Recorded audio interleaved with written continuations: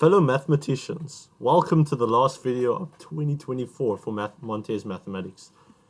Now, on the timestamp, well, I mean, you can pretty much skip this part if you don't want to watch this message. I just really want to thank everyone. This is just, you can see in the timestamp, it should say message, and then it goes straight to the solution of the problem we actually do for Fun with Integrals. Episode 2, by the way. It's a New Year's special. New Year's Eve special. It's not really New Year's Eve day anyway, but it's fun. So this is just a message. I just really wanted to take the moment to just thank everyone for this this beautiful 2024. Honestly, this 2024 has been such an amazing year. And, you know, going into university for the first time. I'm fumbling over here with my words. Sorry about that. I'm stuttering. It's just because it's this moment is just unreal, honestly. And yes, my mouse is moving. I am right here by my laptop. But the fact that I'm done with my first year of university and I've been making math videos this entire year. It all started with me trying to get accepted for a whole tutoring thing. But unfortunately, they didn't even see my video. But yeah, you can see the first video was when I was dealing with negative numbers, right? Integers for grade 8s, basically. And that is the reason why my channel actually started. And, you know, looking at this number right now is actually crazy. After I've actually been consistent for like 4 months. Let's make it 5 months now. For 5 months, I've been making videos. And the fact that I gotten this far so fast is actually crazy. Like us, it's insane, man, honestly. But yeah, no, I just wanted to go over what has been happening with this channel. So, I mean, recently I hit 135 subscribers. Well, it's still crazy that I got over 100 because I never expected to get this far actually so quickly. It's just the fact that, these videos have been so much fun to make, and I've tried to be consistent while making these videos. I want to actually talk about something else quickly. 5.5 thousand views is crazy, guys. What the hell is this? Sorry about my enthusiasm here, but oh my goodness. I remember when it was like a couple of months ago, I was going crazy over 1,000 views. But 5.5 thousand views is still insane over the span of like 5 months. And I don't even know how it happened. It's just so many people just tuned into my videos. It wasn't even that good. I've been having a lot of fun making these videos and just looking at 5.5 thousand. I mean, I'm sure we can make it really higher next year because obviously I've been making a lot more videos recently. During the holidays. I'm putting quotes, by the way, because not all. I know there's American viewers and there's Indian viewers and all that stuff, but I mean I'm in South Africa at the moment, and it is holidays for us, December holidays, and we go back in February. February is when I start again. But man, this is insane. Honestly, 5.5 thousand viewers. Another thing is also insane is that 202 watch hours as I am making this video right now. 202! That's over 200. That's actually crazy. Meaning that in a total of 200 hours, people have been watching my videos. Well, I mean, obviously people just watch, they just hear my voice and they're like, oh crap, I have to deal with this nonsense now. But hey, I can't lie, 202 is pretty good though, I can't lie, you know. There are like eligibility, but I won't really get into that right now. What I want to do is just, man, I just really want to appreciate all of these moments here. Now this impressions thing, right? I think some people might not know what this is, so I'm just going to explain this, right? When I saw these numbers, I was like, what? That is actually crazy that my videos have been recommended to people, and this is basically what it means, right? Impressions are like people seeing it on their feed, right? But the thing is, they most likely go past it. Well, I mean, they will click on it, and that's what gives me the views, right? Which is here. And then basically 5.5 thousand out of the 191,000 people have actually clicked on my videos in total, right? Over this time I've been making this YouTube channel, which is a very large number. And I mean, I could have had 191,000 views on my channel, which would actually be pretty cool. But you know what? It doesn't always work that way, which I'm not really complaining. 5.5K is still a lot of viewers to me. That's actually really insane. But yeah, that's basically what impressions mean, meaning that, a lot of people actually got recommended my videos, which is actually a really good thing because I feel like I'm doing something right. and people are actually recommending my videos, or they're liking the videos so that it can be recommended to a lot more people, and as well as subscribing, because obviously that means that my content must be good enough for people, basically, and that's what the impressions mean. Okay, guys, hear me out. I don't like to be one of these YouTubers, okay, but check it out. You don't, okay, there's 5% subscribed, and then there's 94%. I think you can actually guess whatever this is right now, so I don't really have to go into detail. I feel like I want to really see these numbers increase here, you know. The number at the bottom increase, and the number at the top decrease, because obviously that would just mean that the channel is doing really, really well. I don't like begging for subscribers. I don't like asking too much for subscribers. That just happens if people really like my content. So if you want to subscribe, go for it. If you want to support the channel and then actually share it with others. Sorry, I'm still very slow here. If you still want to share it with others, and then basically they can also subscribe to support the channel, it actually keeps me going as a YouTube channel, and I really enjoy making these videos. And obviously, if there's not much happening on the YouTube channel, there wouldn't really be much of a point making videos anyway, because obviously then who am I making the videos for? See, I know it goes a little bit on that side of everything, but at the same time, it is what it is. But yeah, no, I'm not going to go too much in detail with that. That's up to you guys. And honestly, if you want to subscribe, go for it. It'll be very, very much appreciated. All right, so there's this thing over here. This is the highest viewed video that I have, and funny enough, it's episode 1 of Fun with Integrals. Dude, this was my first ever episode, and it hasn't even been, it's like one of the most recent videos. Why is this the one that has the most views? Is there something I did? Someone please let me know if you understand this YouTube stuff. It's actually crazy. I think it was like it was the best performing video, and it still is the best performing video there is. I think the second best is the squeeze theorem. I can't even remember. I don't know why squeeze theorem's getting the most. I think that's like the most easiest topic. But hey, I'm not judging people. I'm not judging the way people search, okay? There's people that are not really, really good with math, and that's why I make these videos, so that people can have a better time with mathematics, especially in university. And that's exactly what I want. So here, this video, 576 views, is the most viewed video on this channel, which is a part of this 5.5K, meaning I did put a lot of videos on this channel, but obviously I tried to do that just to help out people. I also tried to help out my classmates before the examinations. I know you probably saw like the limits videos and all of that stuff. That was before our examination, and I tried my best to actually make some videos before the time, so I can assist my classmates, even though I wasn't the best in the class still. I mean, I still tried my best, because I still want this channel to go up and running. And even though I could just share it with my classmates, I do want to share it with a lot more people that really need it, especially with the squeeze theorem. There was a lot of people that actually really wanted that one, because it was 2 trigonometric functions. Like, you don't really get much of that in like worksheets, and then people expect you to know what to do already, which I had to go through. But yeah, no, this video was doing really well. Surprisingly, it wasn't really a common video that you would see like university questions, but hey, it is what it is. I guess this is the second episode, so yeah, that's pretty cool. And then one more thing I want to get into. I swear, I'm not begging, okay? So hear me out, right? I have a PayPal, and I did put this up obviously in case people really want to support me. I'm trying to grow as a YouTube channel, so that I can get like a microphone, because I have this nice computer over here, but I can't really use this computer because it doesn't have a microphone at the moment. You need a microphone, so I'm trying to maybe make some money for like a microphone, and it's going to be better quality videos. It's going to be higher in resolution, which is much better for these standards.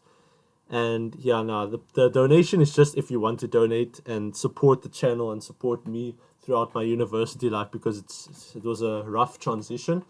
But this is all up to you guys. So this over here, subscribers and the donate, is up to you. I'm just leaving this here just to let you know that I do have it down in the description below.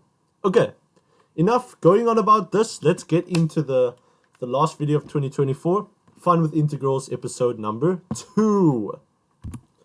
Okay, so what makes this video a little bit inconsistent is the fact that I'm pretty sure there are many more solutions for this question. So I do see my answer for this one is pretty similar to a lot of answers that I've seen on the internet. Just to let you know, I did this all by myself. I literally spent 2 hours doing this because yeah, a friend told me about this question.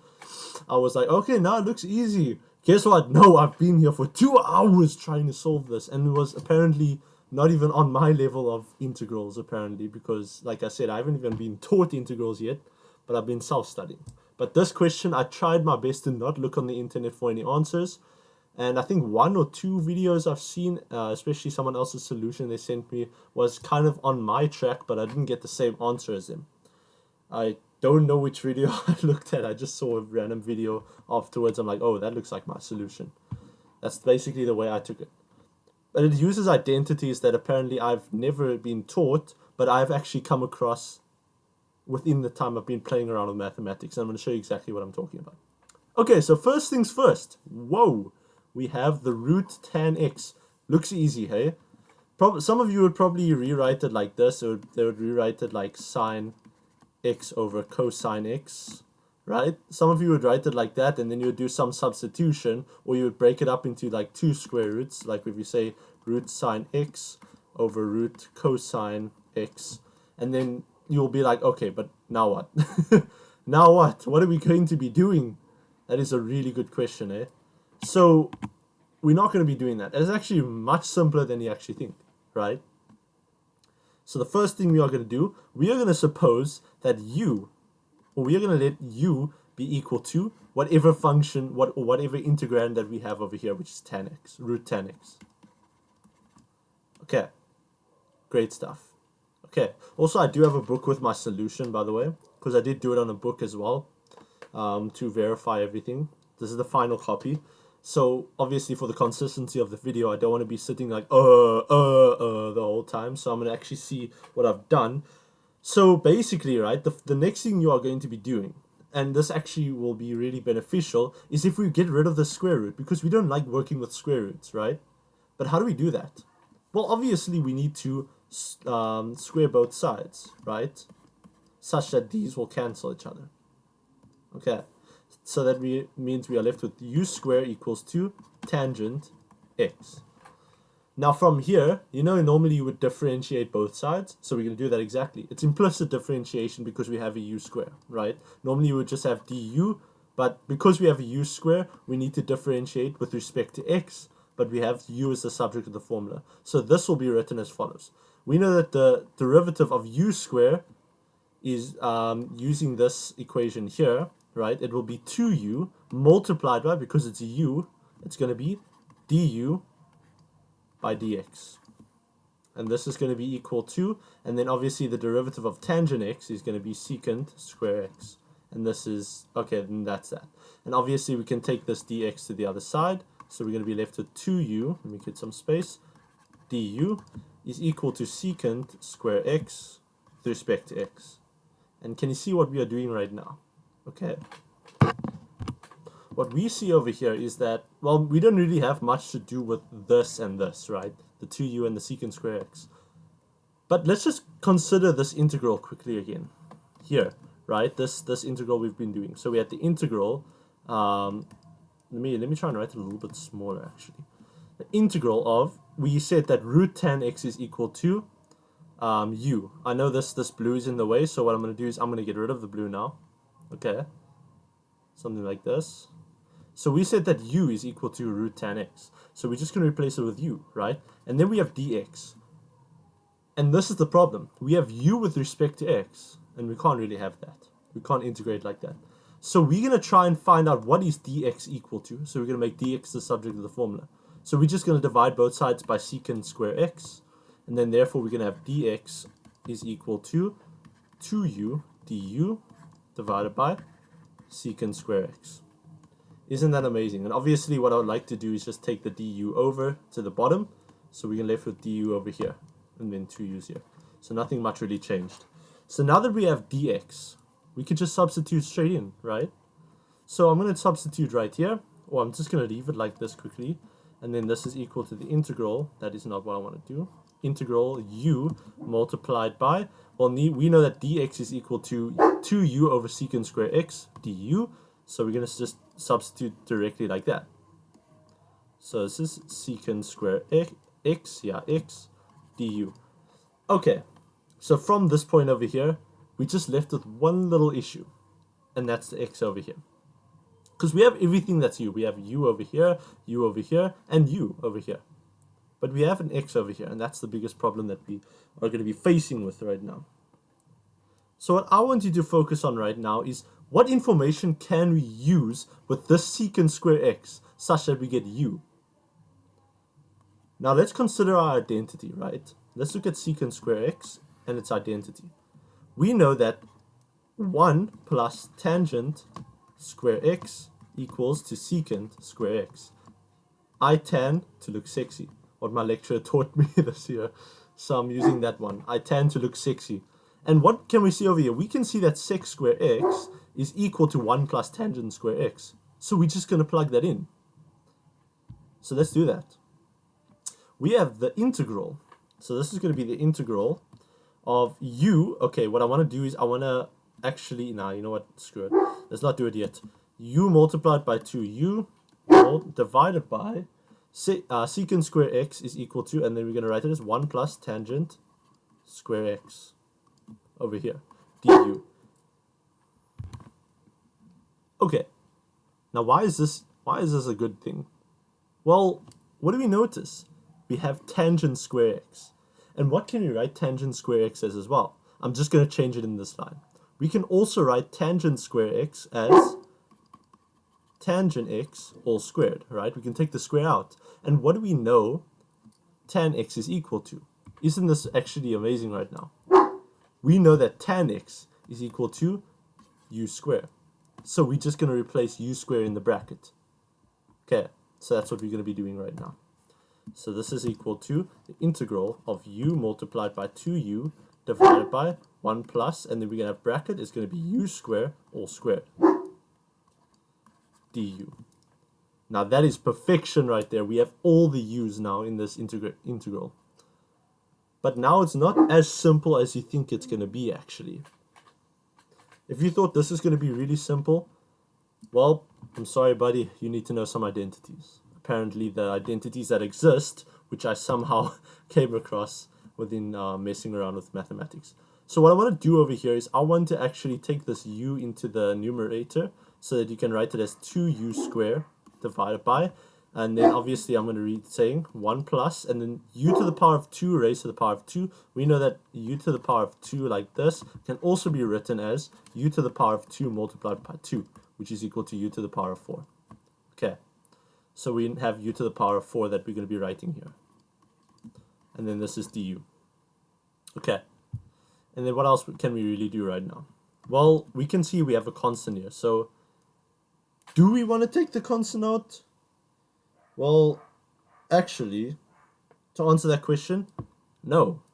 Within the solution, we're actually going to need this constant. It's going to be really important to us. I'm going to show you exactly why.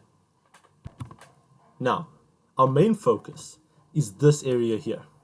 Okay, we want to get rid of this u squared. This u squared is actually getting on my nerves right now.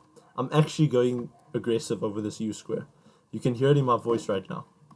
So what we have is the integral.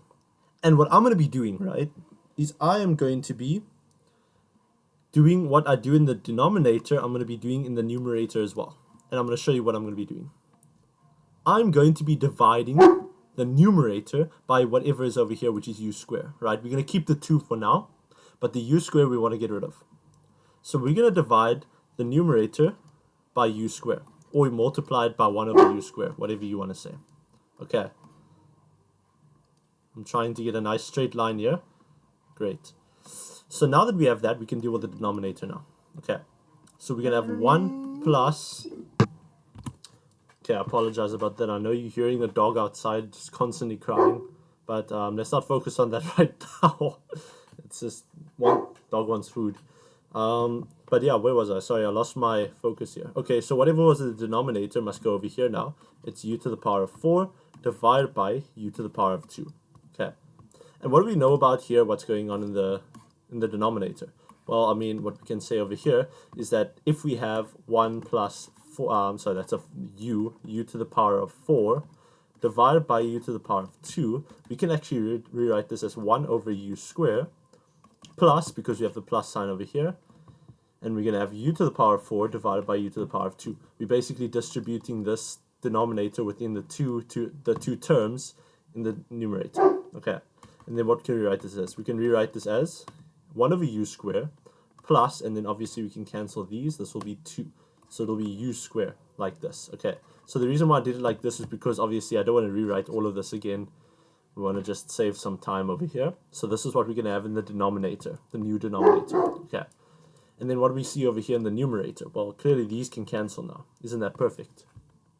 Okay, remember, whatever you do in the numerator, you can also do in the denominator. Okay, it keeps the expression complete. So we're going to be left with 2 in the numerator because the u squared is cancelled, and we're going to be left with 1 over u squared plus u squared. But I'm going to rewrite it as u squared plus 1 over u squared, and you're going to see why I'm rewriting it like this. Because it looks so familiar. Why does this look so familiar? Okay, why? Now, there's this identity that kind of looks like this, right? So we have this, and I'm going to write it over here. Okay, so we have an identity that goes as follows. We have u squared plus 2 plus 1 over u squared. Okay, and this is equal to, you're going to have, if it's correct over here, this will be u plus 1 over u all squared, right? And now from here, what else do we have? Well, we have this, but now we need to look at the second one, right? So we have another one that we can also deal with. We have one where we have u squared minus 2 plus 1 over u squared, which is just going to be equal to, this one's the one with the minus, 1 over u all squared. Now, how on earth do I know this? That's probably the first question. How am I supposed to do this in the exam if I got it in the exam? First, the first question is, who's giving you this in the exam? Sue them. No, I'm joking. Don't sue them. But look here, this is kind of an identity apparently that I've heard about, something that I haven't learned yet, but I actually came across when I was doing my math. I was looking at this specifically because I always see this in limits, right? Something like this in a limit, u plus 1 over u, or x plus 1 over x, right? And then I squared it to see what it gets, and basically it gives me all of this. And then I put a minus, and then it gives me all of this. And that's the best part about mathematics. You can just play around, do whatever the hell you want, as long as you keep with respect to the damn, what am I talking about? The definitions, okay, and theorems. But what are we going to do here? How does this help us? Well, what do we have? We have u squared and 1 over u squared on both of them, right? We have it here as well. But the only difference is that we have a plus 2, or we have a minus 2 and a plus 2. Okay. So what am I going to do over here? So what I'm going to do is I'm going to try and make this side look kind of like what we have on the left-hand side of both 1 and 2. I'm just going to quickly cut to that part quickly. Or let me just quickly explain first, right? So I'm going to do this over here. We have the plus 2. What I'm going to be doing is, in order for this to be on its own like this, right? We need to take this plus 2 over as a negative 2. And then on this second one, we're going to take it over, the negative 2 over as a positive 2. So let's quickly do that. Haha!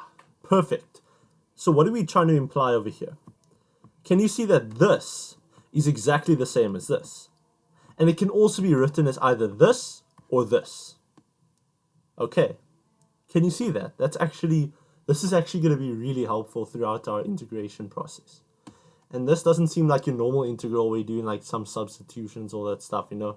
It's just mainly identities. Actually, you know what now? You know what? I don't even know. So what I want to do quickly is I want to show you this method quickly. Our goal is to get rid of all of this. We don't want this fraction as well. And this is actually going to be how we do it, right? What I want you to take into consideration is we are going to split up this 2 into 1 plus 1. Okay. So let's just quickly do that. I know you're probably wondering, why am I doing that? So it's going to look like this. It's going to be the integral. That's a huge integral. It's going to be 1 plus 1 divided by, and then we're not going to substitute yet with these ones. We're just going to rewrite it again. U squared plus 1 divided by u squared. with respect to u. Also, I forgot to say it here, by the way. I do apologize. And here. Damn it. We have it here now. Okay, that's perfect. Now, the reason why I'm doing this is, let's just consider the following, right? If we look at the following, what I want to do over here is I want to change the equation here. Or not change it, actually. I just want to add something. So what can we do over here? We want to add 0. And what can we actually represent 0 as? We can represent 0 as anything unless they cancel each other out. Let me show you what I mean.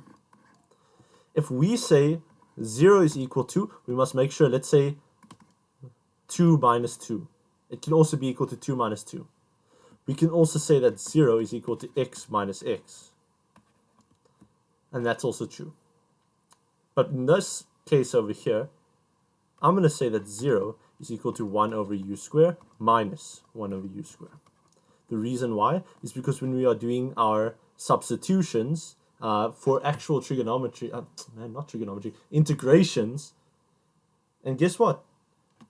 We're going to use our differentiation with our substitutions. You know, our normal polynomial substitution or trig substitution, whatever, when we take the derivative on both sides. Okay, so that's what I'm going to do. I'm going to show you why this is actually going to work. Okay, so we're going to have the integral of 1 plus 1, and then we're going to have plus 1 over u squared minus 1 over u squared. Can you see how this is still true? This is still valid. Then we have u squared plus 1 over u squared. Okay. And this is with respect to u. Now, why am I doing this? We can group it like this, right? What I want to do is I want to take one of the ones. So I'm going to do this, right? I'm going to take, let's say, color blue. I'm going to use the one of the ones because they're both positive, right? And I'm going to group it with this 1 over u squared, the positive 1 over u squared. And I'm going to take this 1 over here, and I'm going to group it with this negative 1 over u squared. Okay, and this is how we're going to regroup it. It's going to be the integral of 1, let's say 1 plus 1 over u squared, and this is going to be plus 1 minus 1 over u squared. Okay, and then what I'm going to do is I'm going to put brackets over whatever I'm grouping, like this. And because it's a plus, we don't even have to worry about taking out common factors because of this negative. Only if it was a minus over here, we'd probably worry about that, because we want to group things, okay? And this is divided by, what was it divided by? U squared plus 1 over u squared.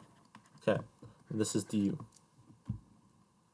Okay, so what do we know? Remember in the beginning what we've done over here, right? I'm going to try and go back to the beginning over here.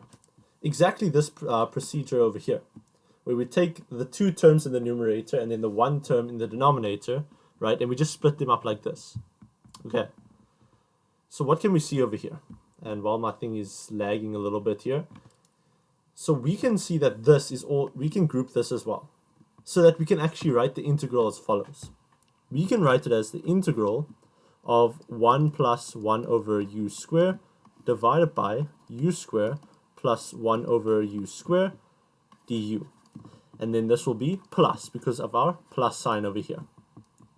This is plus the integral of, this is 1 minus 1 over u squared divided by u squared, let's say plus 1 over u squared du. So what I want to do here, right, is just a simple substitution. I'm going to show you why this is going to help. We want to get rid of this and this now, right? And we also want to just use the, okay, so this, the reason why we can actually get rid of these over here is because we can change the denominators from what we've done earlier. Equation 1 and equation 2, right? Both of those equate, where did this go? Equation 1 and equation 2. We know that the denominator basically has 2 ways that we can go about replacing. We can either say 1 plus 1 over u all squared minus 2, or we can say that but plus 2 instead of minus 2. Okay, and obviously it will have a minus instead. How do we know which one to use?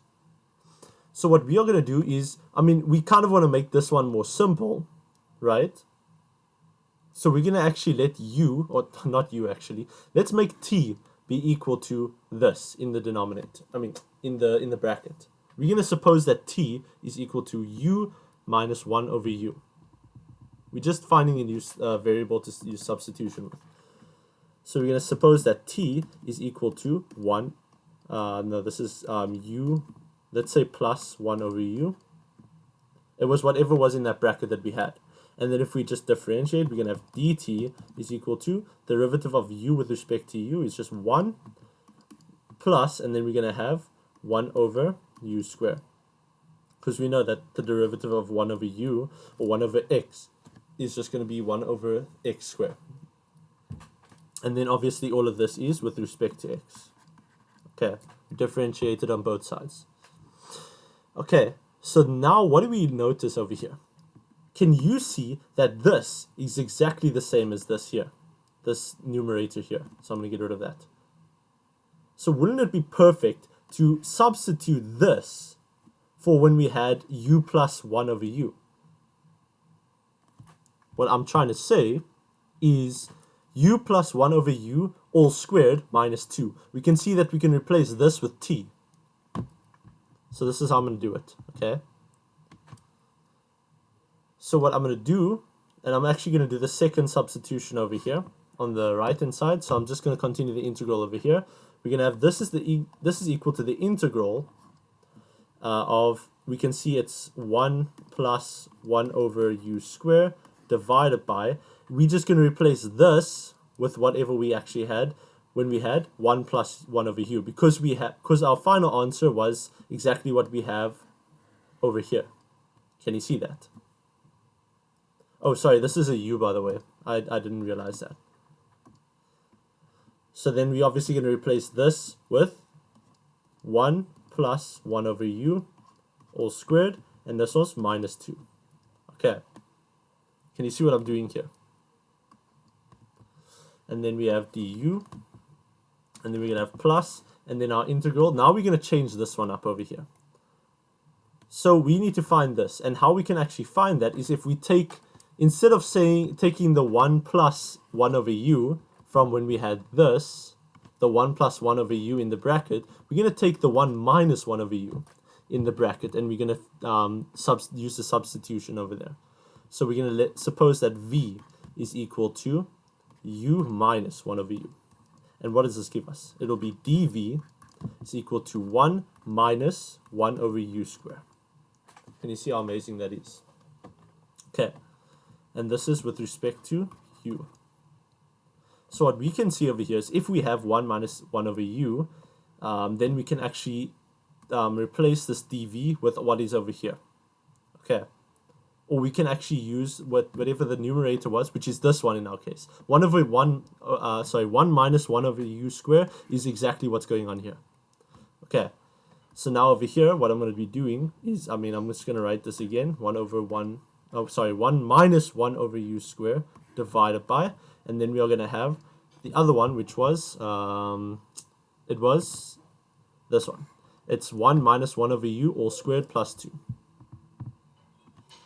So it is 1 minus 1 over u all squared plus 2. And this is du. Okay. Now what you can see over here is we can replace this with dt. Okay. And then we can replace this with dv.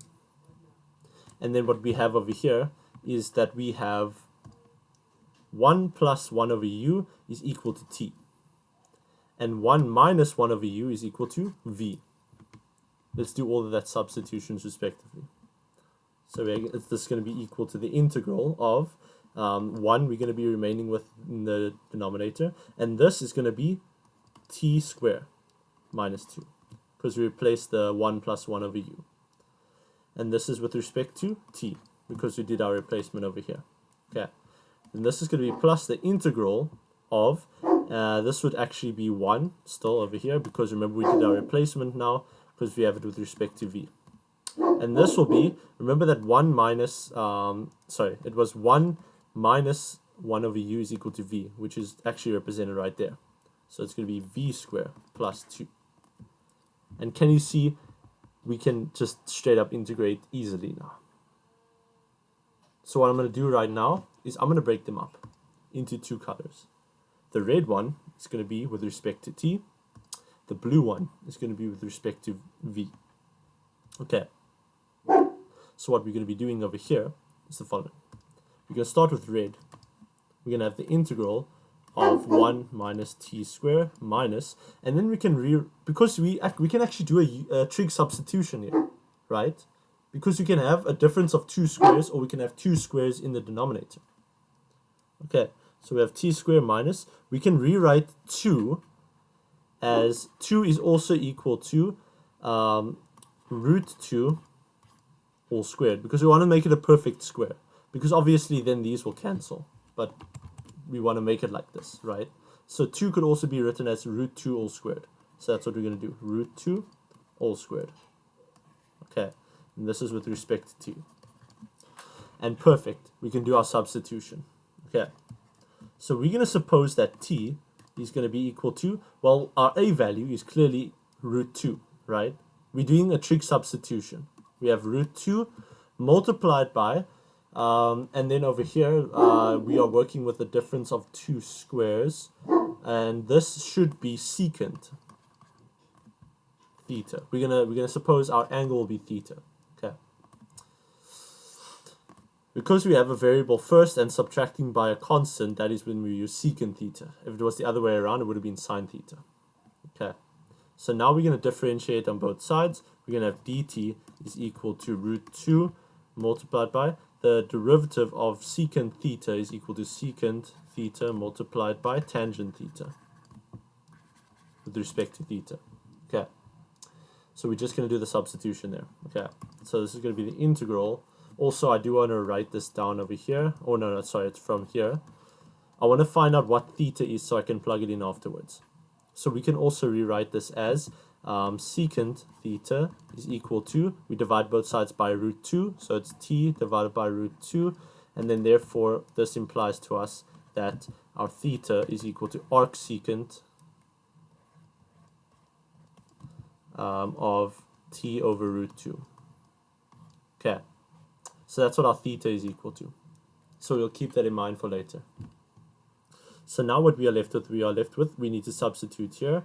For dt, we're going to have root 2 multiplied by secant theta multiplied by tangent theta divided by, and then what we are going to have over here, well, I mean, now we have d theta, and we are left over here with, well, we have t is equal to root 2 multiplied by secant theta. But we can actually write this as root 2 squared is equal to 2 multiplied by secant theta all squared, because of the remember we have a square over here. Secant theta squared is equal to secant square theta. Okay, and this is going to be minus, and then root 2 squared is equal to 2. Now we can take out a common factor. Okay, our common factor that we can take out over here, it's going to be, so we're still left with root 2 secant theta.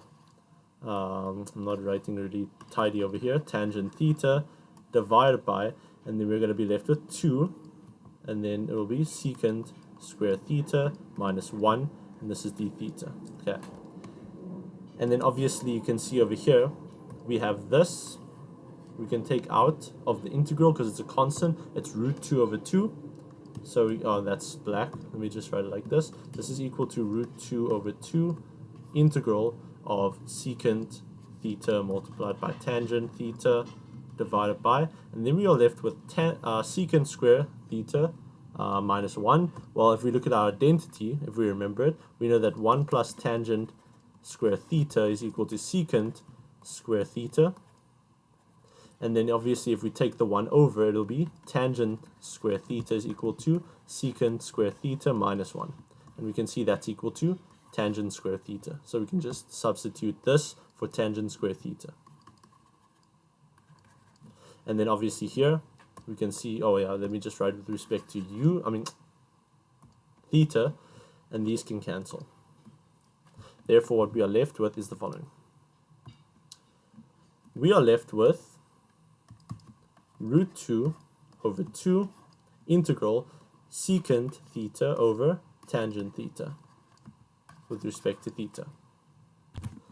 Now, to simplify this mess that we have right now, we have root 2 over 2. And we're going to have the integral. We can rewrite this as secant theta. Let me just write secant theta multiplied by, we have 1 over tangent theta, right? D theta. So we have something like that. What else can we rewrite this as? We can also rewrite this as root 2 over 2 integral, and then we're going to have secant theta. What else can we write that as? We can rewrite secant theta as 1 over cosine theta as well. And we multiply this by 1 over tangent theta can also be written as, we can write it as cotangent theta, but we can also rewrite it as cosine theta divided by sine theta. Also, if I did say cosecant theta, I apologize. And then what do we notice? Well, I mean, now what we can do is we can cancel these out. And then we are left with 1 over sine theta. And we know that 1 over sine theta is equal to cosecant theta. So cosecant theta, yeah, d theta.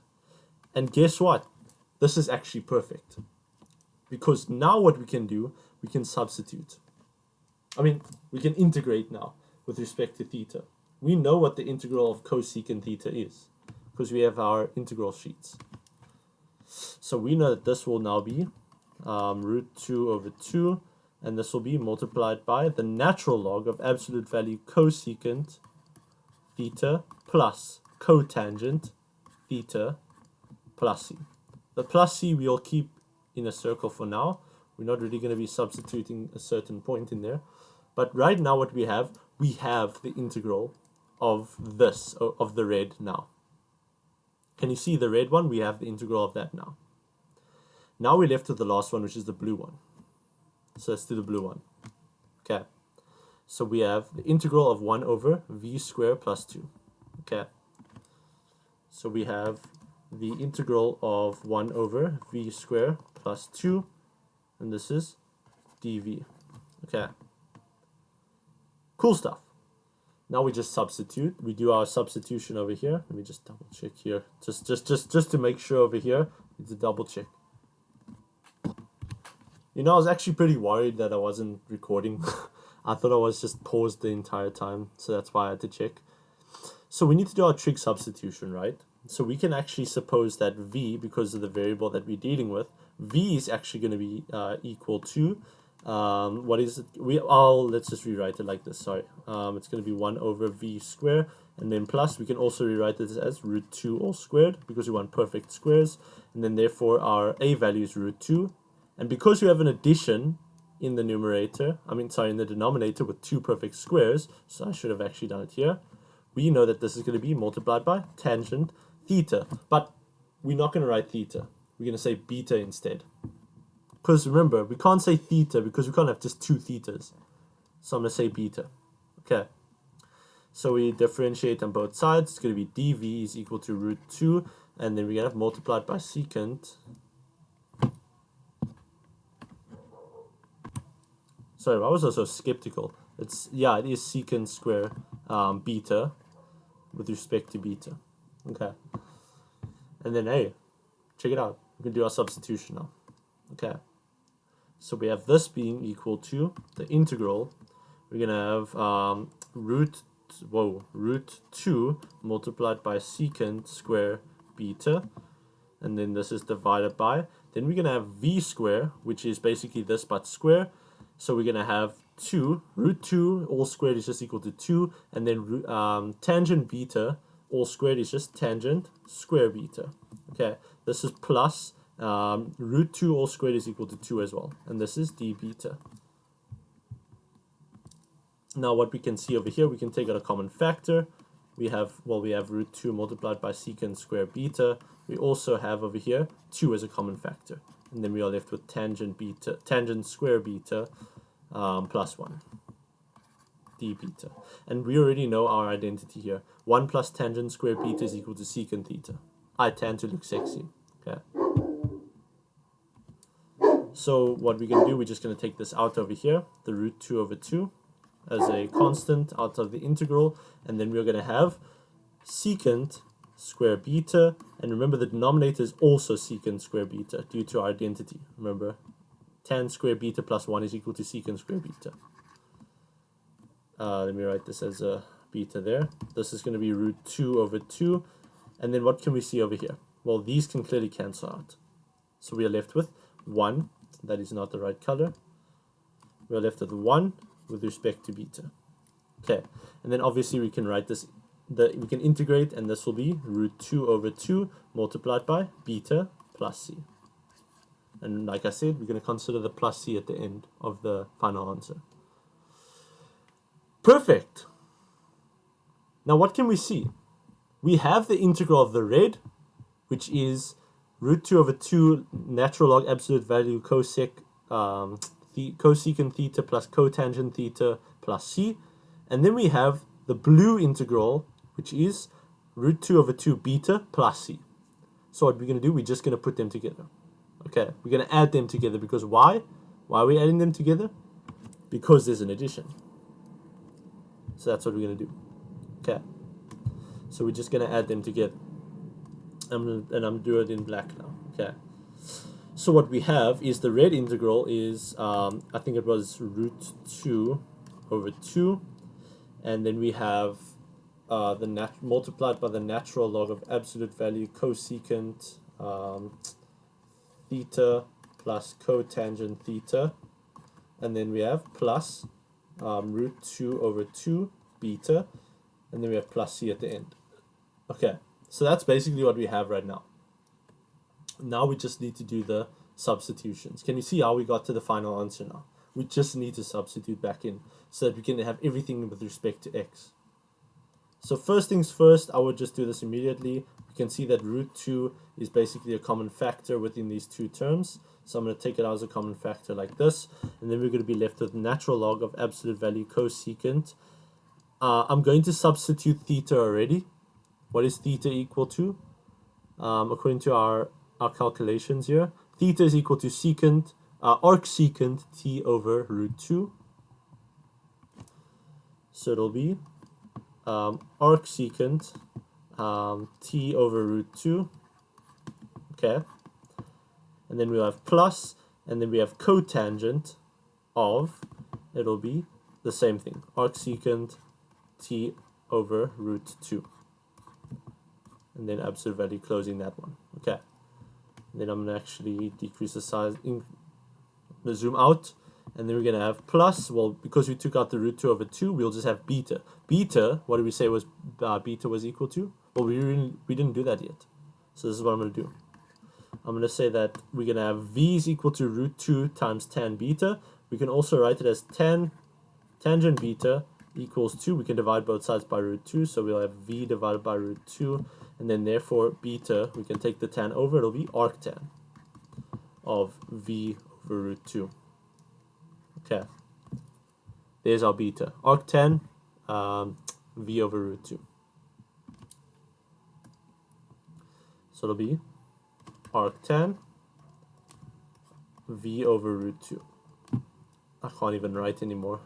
And then we have, to close this one, and then we have plus c. Okay. So now we're not done yet. We just need to substitute back here.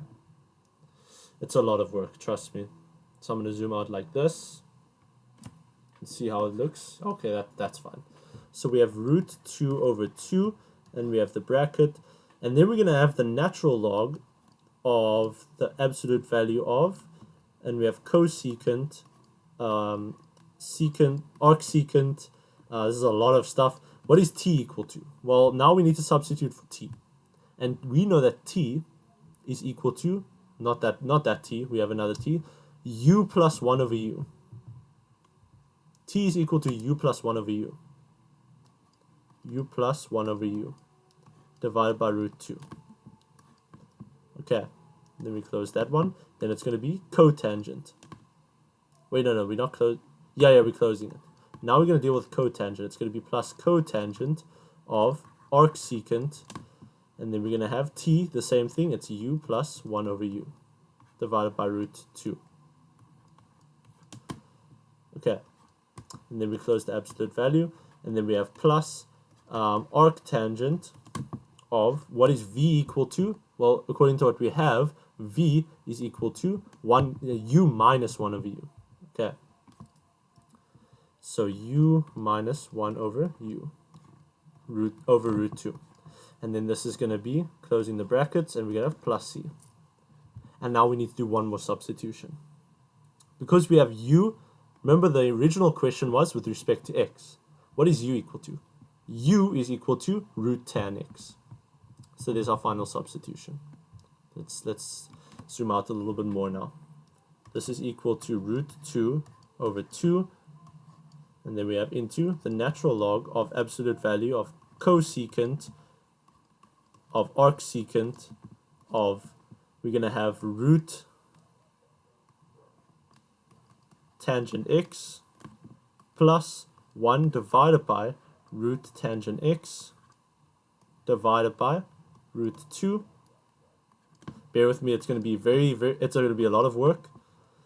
Plus the cotangent of arcsecant of, we know this is going to be u is equal to root tan of x, so it's going to be root tan x plus 1 over root tangent.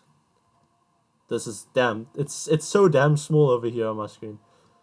Root tangent of x divided by root 2. Apologies for the bad handwriting. This is an x. And then this is going to be that. And then that's cotangent. And then we're going to have plus. Also, this is the absolute value done. So this is going to be plus the arctangent of, and now I have to zoom out a lot more. Or you know what I'm going to do over here? I'm just going to write it in the next line. So it's going to look like this. So we have the absolute value closing, and then it's going to be plus, we have arctangent of, we're going to have u, remember we know u is equal to root tangent of x, minus, we have 1 over root tangent of x divided by root 2. Okay.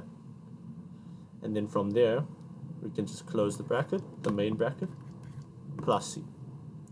And that is the final answer for this integral.